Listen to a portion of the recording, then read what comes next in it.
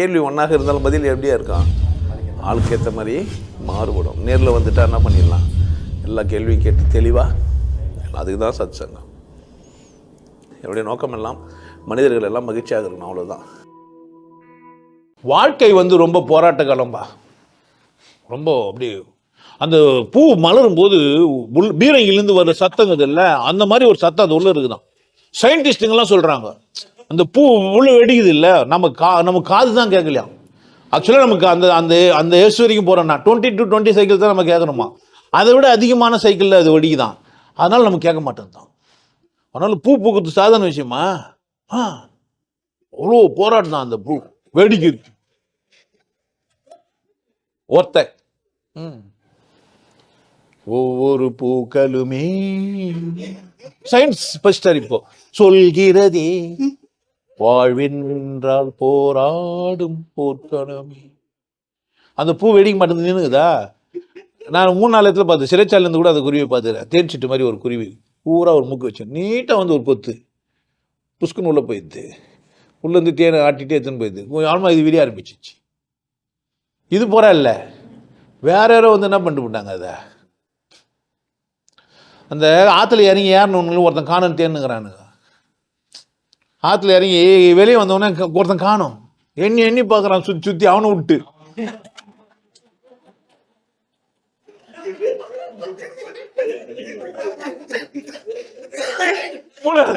சொல்றேன், டேய் நீ எல்லாம் இருக்கீங்கடா, என்ன சொல்றாரு, போராடுறோம் அப்படின்ட்டு. ஏன் போராடினு தானுங்க அவனுங்க, அவனை விட்டு மற்றதெல்லாம் பார்த்துருந்தான். அதனால என்ன ஆயிடுச்சு, போராடினா. நீங்க கண்ணை வெளியே பார்த்தீங்கன்னு வச்சிங்களேன், வாழ்க்கை வெளியே போராட்டம் தான். வெளியே நீங்க பார்க்க ஆரம்பிச்சீங்கன்னா சுத்தி ஒரே போராட்டம் தான். எல்லாம் ஒன்றும் போல இல்லை. எதை பார்க்கறது எதை பார்க்காம விட்டுறதுன்னு தெரியல. இது கொஞ்ச நேரம் பார்த்தா இது வெறுப்பாயுது, இது கொஞ்ச நேரம் பார்த்தா அது வெறுப்பாயு, ஒரே போராட்டமாகுது. எப்பா போடா. ஆல்மா சச்சங்கம் வர்றது போராடுறதுக்கா சந்தோஷமா இருக்குதா என்ன? சச்சங்கம் எதுக்கு வரணும்? எனக்கு மட்டும்தான் அப்படிதா? இப்ப கடவுள் தேடி போற பயணத்துல நான் மட்டும்தான் போராடுறேன்னா, கடவுள் தேடி போனாவே போராட்டம் தானா? என்ன பண்ணலாம் இப்ப நம்ம மனநிலை தான். ஒருத்தர் சைக்கிள் மேல உட்காந்துன்னு கால் ஆட்டுறாரு, ஒருத்தர் மெதிக்கிறாரா கால் ஆட்டுறாரா, மனநிலை தான். அதனால்தான் மனநிலை தான். காஞ்சிபுரம் போனால் கால் ஆட்டினே சாப்பிடலாமா? நான் நினச்சேன் ஒரு தினம் மேலே போய் கால் ஆட்டினா வந்துடும் பொழுதுன்ட்டு. இல்லை, கால் ஆட்டினா தறி நெய்யணும்ல, காலில் கட்டை வச்சு மிச்சங்கன்னா தறி நெய்யுது. காஞ்சிபுரம் போனால் கால் ஆட்டின்னு சாப்பிடலாம்னா கால் ஆட்டின்னு சாப்பிட முடியாது. காலை ஆட்டுறது ஒரு வேலை அங்கே. அதுமா வேற என்ன ஆட்டினா நல்லா இருக்கலாம் சார்ன்ற மாதிரி. நான் சொன்னது காலை. அதுமா எதை வேற எதனா ஆட்டலான்னு பார்த்துன்னு போயிட்டு போறீங்க காஞ்சிபுரம் போயிட்டு. இப்ப போராட்டமா இல்லையா? போராட்டமா இல்லையா? மனநிலை தான். என்னதான் மனநிலை தான். குழந்தை கக்கா போயிடுச்சு, சனியா சனியா எந்த நேரத்துல போயிடுச்சு பாரு. அதுக்கு வந்த நேரத்துல தானே போக முடியும். அப்படித்தானே உணர அம்மா அப்பா காலில இருந்து போகாம வந்து நல்லபடியா வந்துச்சு. ஒரே மந்தமா இருந்தது, பாலம் குடிக்காம அப்படியே இருந்தது. பேண்டது பீ தான். ஒரு அம்மா சந்தோஷப்படுறா, இன்னொரு அம்மா எந்த நேரத்தில் பாரு சனியான்றா. பெத்த புள்ளியே புரிஞ்சுக்காதுதான் பிரச்சனை. வாழ்க்கை எப்போதுமே புரிஞ்சவனுக்கு அல்லது ஈஸியாக ஏற்றுக்கிறவனுக்கு எல்லாமே ஈஸி தான். அப்படி தானே? நீ தேவடியா பைய சொல்லு, தேவடியா பைய. அவன் பேஜாராகிடுவான். ஓத்த சொல்ற ஒரே குத்துன போராட்டமா? ஏன் ஜாலியா எடுத்துக்கினா என்ன? போராட்டமே கிடையாது. ஒருத்தன் அப்படியே கல்பா ஒரு தட்டுறான், பாட்டில் தருகிறான், நல்லா குடிச்சிட்டு போறான். தண்ணியை ஊற்றிட்டு, அது சோடா ஊற்றிட்டு, கொக்கோ கோலா ஊற்றிட்டு, குடல் கறி வாங்கிட்டு, ஆட்டுக்கறி வாங்கிட்டு, மாட்டுக்கறி வாங்கிட்டு, எல்லாத்தையும் வச்சுட்டு கொஞ்சோண்டு குடிச்சிட்டு வாந்தி வர ஏற்றுட்டான்.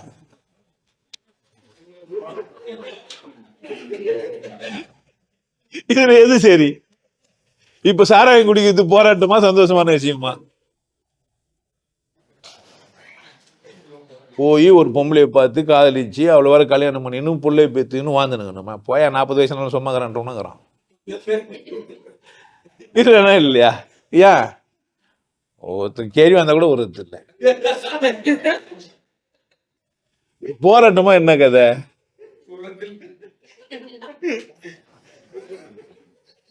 வாழ்க்கை போராட்டமா இன்பமா? இப்படி இருக்கிற இந்த வாழ்க்கையில கடவுள் தேடி பொருளுக்கு போராட்டமா?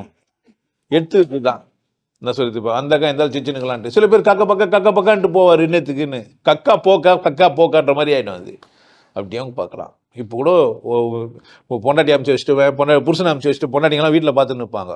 இப்போ என் பொண்டாட்டி கூட பார்த்துன்னு இருப்பா. எல்லாரையும் வச்சு சிரிப்பு காட்டுங்கிறான். நம்மளுக்கு ஒரு வாட்டி கூட சிக்கலாம் முட்டவே இல்லைன்னுவா. பிரச்சனையா இருந்தே அது நான் என்ன சொல்றேன்னா, என்ன மாதிரி ஒரு கை ஒன்று வாங்கி வச்சு நான் போய் சிங்கி வச்சு என்ன பண்ணுங்களா? ஆமா, இப்படி ஆட்டி பார்த்துக்கலாம். தாலியில போட்டோ மாட்டி வச்சுட்டேன். அப்போ பேத்து பார்த்துலாமா இல்லையா? கண்ணாடிலையும் மாட்டின்னு பிரேமில் என்ன பண்ணிடலாம். இப்போ கூகுள் லென்ஸ்லாம் வந்துச்சு, வாங்கி என்ன பண்ணுங்க, உள்ள போட்டுங்க. பாதையில் எதுவுமே இங்கே கஷ்டம்லாம் இல்லை, ஜாலியாக நினச்சிட்டிங்கன்னா அப்படியே வழிபோக்கு மாதிரி அடி பார்த்துன்னா அதையும் இதையும் சைட் சீங் போயின்னே போகலாம். அப்படி தானே? வெறுப்பாயிட்டா உள்ள கோவம் வந்துச்சானா, வாழ்க்கை கடினமாக இருக்குதுன்னா இருப்பதே சுகம். முதல்ல நான் இருக்கிறேன் பார்த்தியா, அதுவே சுகம். அதுக்கு மேலே வேணா அடிஷ்னல் இதெல்லாம் எக்ஸ்ட்ரா. இவ்வளோ கொடுத்து கூட நீ சந்தோஷமா இல்லைன்னா நான் என்ன பண்ண முடியும்? கடவுள் வெறுப்பாயிடுவான். சாவிட தருதல் தூக்கு, அடுத்த வாட்டி போட திருப்பி அமிச்சு நிற்பான். இதாங்க உனக்கு தோசை எத்தனை வாட்டி திருப்பி போடுறது முடியுமா மாதிரி சொல்லி நிற்பான். ஏன் சாப்பாடு ஓணும்னு கேட்டாக்கா தோசையை கொடுத்து கதையை முடிச்சிடுவான். இல்லைன்னா என்ன பண்ண நிற்பான், சூடாக ஓணும், முருகலாக ஓணும், முறுக்கெலாம் ஓணும், நெய் போட்டிருக்கணும், இப்படி சொல்லி என்ன பண்ணியிருப்பாங்க, திருப்பினே தான் இருப்பாங்க. கச்சோரிக்கும் தட்டுக்குன்னா வராது, தோசை வரவே வராது. அதனால் வாழ்க்கை ஒன்றும் கொண்டாட்டம் தான், சந்தோஷமாக இருக்குது தான் நம்ம வந்தோம். எதுக்கு வந்தோம்? அதனால் கடவுள் தெரினா இன்னும் தான் சந்தோஷம் வரும். எக்ஸ்ட்ரா தான், இரட்டிப்பு தான் மகிழ்ச்சி. அதனால் நீங்களாம் நினச்சிங்கிறீங்க, அப்படிலாம் கிடையாது. அதெல்லாம் சோதனை இல்லை. படி ஏறும்போது கொஞ்சம் முட்டி வலி தான் செய்யும், ஸ்ட்ராங் ஆகுதுன்னு நினைங்க. நீங்கள் ஜிம்முக்கெல்லாம் போனீங்கன்னா எதுவுமே நோவாமல் அவர் 2 பேர் தூக்க விட்டு, இப்போ இந்த நடிகருங்களாங்கிறாங்களே, இந்த அரசியல்வாதிங்களாங்கிறாங்களே, ஜிம்மில் போய் பண்ணுற மாதிரினா அந்த பக்கம் கயிறு ஒன்றுமே இல்லை, சும்மா தூங்கிருக்குது.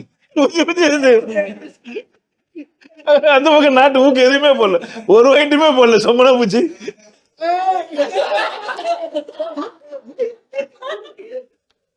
அந்த மாதிரி பார்த்து கேடு கெட்டு போயிட்டீங்க.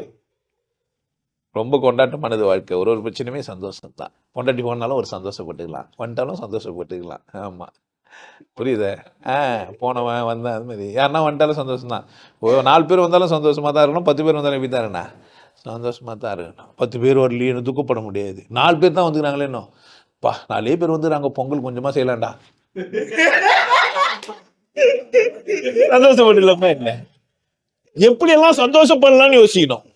எந்த விஷயத்த பார்த்தாலும் எப்படி பண்ணா, இதுல எப்படி நான் சந்தோஷமா இருக்குது, இதை எப்படி நான் கொண்டாடுறது, இது நான் எப்படி ஆனந்தமா எடுத்துக்கிறது, அப்படி பார்க்கணும். எதை பார்த்தாலும் வெறுப்பா தான் பார்ப்பேன்னா நம்ம என்ன பண்ண முடியும்? கடைசியில கடவுள் பார்க்கறதுக்கு கூட வெறுப்பாக்கிட்டானே. அந்த ஆன்மீக பாதியில கஷ்டமா இருக்கும்னா ஆள் ரொம்ப கஷ்டப்படுற ஆள் பொழுது. ஒரு பேர் போன் நம்பர் நோட் பண்ணி வைங்க, கல்வெட்டுல எழுதி வைக்கலாம். என்ன எளிமையா சொல்லி கொடுத்து ஜாலியா வச்சுங்கிறாரு கடவுள்னா என்ன, சந்தோஷமா இருக்கலாம்னுங்கிறேன். என்ன போய் முக்க பத்துக்கு நான் ஒப்பாரி வீட்லயே போய் சிஸ்ட்டு வந்துடுவேன், நைஸா உள்ளுக்குள்ள அழுதுனே சொல்லிடுவேன், எப்ப எடுக்க போறீங்க, சீக்கிரமா.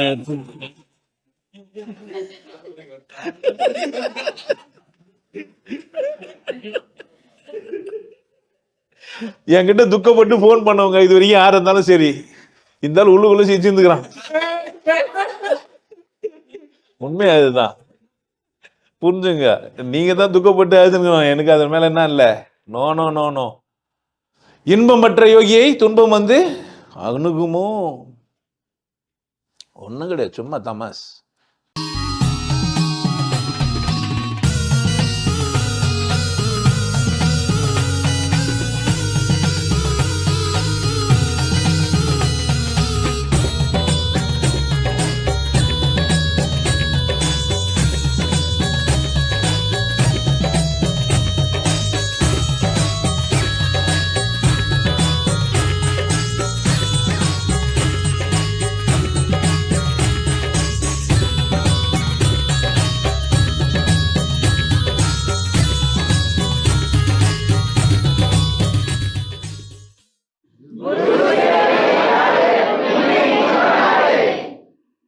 நல்லா இருங்க, சிறப்பாக இருங்க, கொண்டாட்டமாக இருங்க.